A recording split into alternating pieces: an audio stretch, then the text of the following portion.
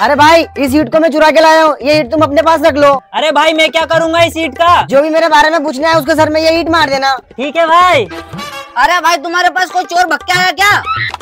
अरे भाई तूने इसको जान से मार दिया, फटाफट दुकान छोड़ के भाग जा, नहीं तो तुझे पुलिस पकड़ ले जाएगी। अरे भाई तू भाग, मैं लाश को ठिकाने लगा के आ रहा हूँ। ठीक है।